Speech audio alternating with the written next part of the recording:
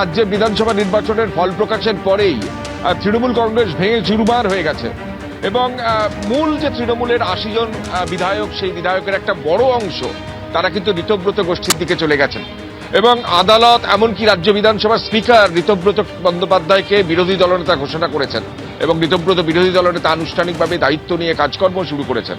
কিন্তু এই যে দল অর্থাৎ কালীঘাট তৃণমূলের যে কয়েকজন হাতে গোনা বিধায়ক রয়েছেন তারাই আসল তৃণমূল না ঋতব্রত গোষ্ঠী আসল তৃণমূল, এ নিয়ে দ্বন্দ্ব চলছিল অনেকদিন ধরেই। সংখ্যা গুরুত্বপূর্ণ গণতন্ত্রে এবং সংখ্যার জোরে ঋতব্রত বন্দ্যোপাধ্যায় তারা বিরোধী দলনেতা হয়েছেন এবং গোটা বিষয়টার এবার মীমাংসার জন্য সরাসরি নির্বাচন কমিশনের দ্বারস্থ হলেন ঋতব্রত গোষ্ঠীরা। এবং যেটা সর্বশেষ ডেভেলপমেন্ট পাওয়া যাচ্ছে যে ঋতব্রত গোষ্ঠীর তরফ থেকে ঋতব্রত বন্দ্যোপাধ্যায় যোগাযোগ করেছিলেন নির্বাচন কমিশনকে এবং সেই নির্বাচন কমিশনের সাক্ষাৎ চেয়েছিলেন তারা। আজকেই কিছুক্ষণ আগে সেই নির্বাচন কমিশনের কাছ থেকে বার্তা এসছে বলে সূত্র মারফত জানা যাচ্ছে যে আগামীকাল বেলা ১২টায় ঋতব্রত বন্দ্যোপাধ্যায় সহ ১০ জনের সঙ্গে নির্বাচন কমিশনের ফুল বেঞ্চ তারা মিট করবেন।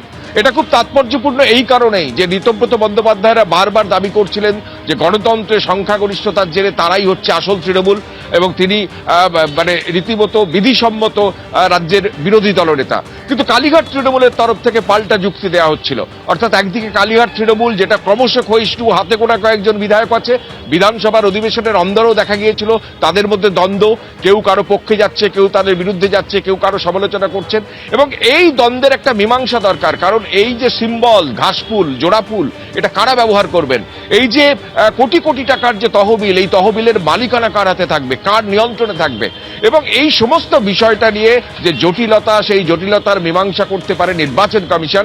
ইতিমধ্যে রাজ্যের মুখ্য নির্বাচনী আধিকারিকের কাছে গত এক সপ্তাহ আগে ঋতব্রত বন্দ্যোপাধ্যায়, সন্দীপন সাহা, প্রসূন বন্দ্যোপাধ্যায়রা তারা গিয়েছিলেন এবং তারা গিয়ে তাদের একটা নথি জমা দিয়ে এসছেন এবং সেই দিনই তারা মেল করে দিল্লির নির্বাচন কমিশনারের কাছে এই নথিটা মেল করে দিয়েছিলেন। এবং তুমি জানো যে গত এক সপ্তাহ আগে ঋতব্রত বন্দ্যোপাধ্যায়রা ন্যাশনাল ওয়ার্কিং কমিটির বৈঠক করেছিলেন এবং সেই বৈঠকে মমতা বন্দ্যোপাধ্যায়, অভিষেক বন্দ্যোপাধ্যায়ের কারো ছবি ছিল না।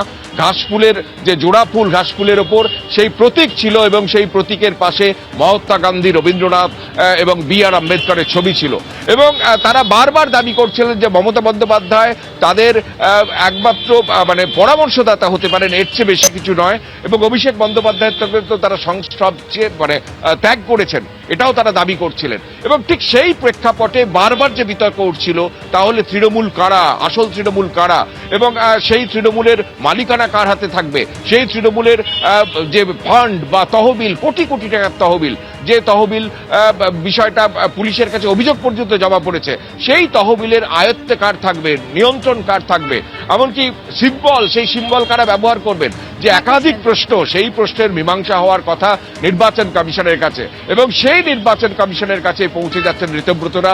আজকেই তারা কিছুক্ষণের মধ্যেই ফ্লাইটে করে দিল্লি যাচ্ছেন এবং আগামীকাল বেলা 12টায় জ্ঞানেশ কুমার এবং তার নেতৃত্বে ফুল বেঞ্চের সঙ্গে তারা বৈঠক করবেন, এমনটাই সূত্র মারফত জানা যাচ্ছে। এবিপি আনন্দ, এগিয়ে থাকে, এগিয়ে রাখে।